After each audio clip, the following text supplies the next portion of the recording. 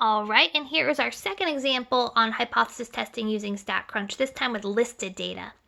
According to our travel website, the daily high temperature of SLO is 70 degrees.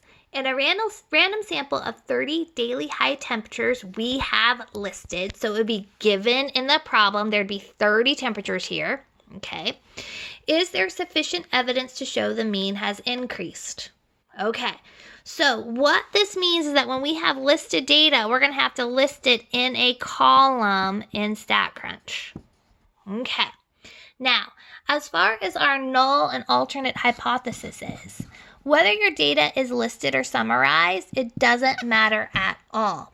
I still want to use the fact, which is mu is 70,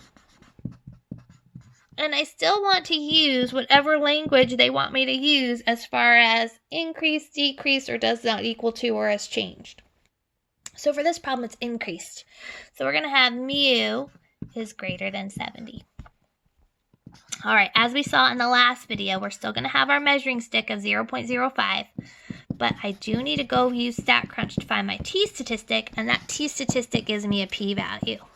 Okay, now, as you can see in StatCrunch, I've already listed 30 temperatures. Woohoo! Okay, so that would be given to you in the body of the problem that you'd have to type in, and once I have them all typed in, I'm going to go stat.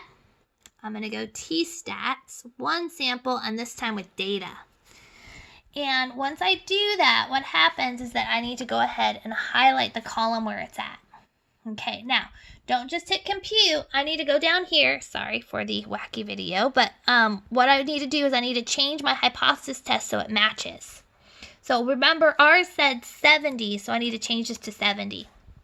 Remember also ours was does not equal to, it was greater than. So you want to make sure you have the right symbol. Okay, we don't need to click confidence interval because we're not finding a confidence interval right now. Okay, so I'm going to hit compute.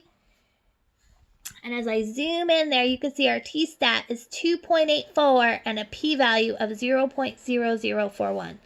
So 2.84, 0.0041. For those who watched the previous video, you're probably wondering, Jen, how come those changed? Because my data changed. I had 30 data points, which were different than what was summarized. So this is a totally different sample I'm looking at. Even though my null and my alternate are the same, it's a different sample. However, you'll notice we're still in the tail. So if we're still in the tail, that means we reject the null. Okay, if we reject the null, we're saying that the alternate is true. So according to our data, the mean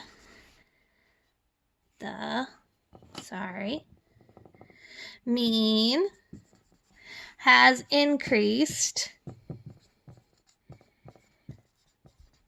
from 70 degrees or above 70 degrees, whatever you guys want to write. Okay, so there is our second StatCrunch example, but this time using listed data.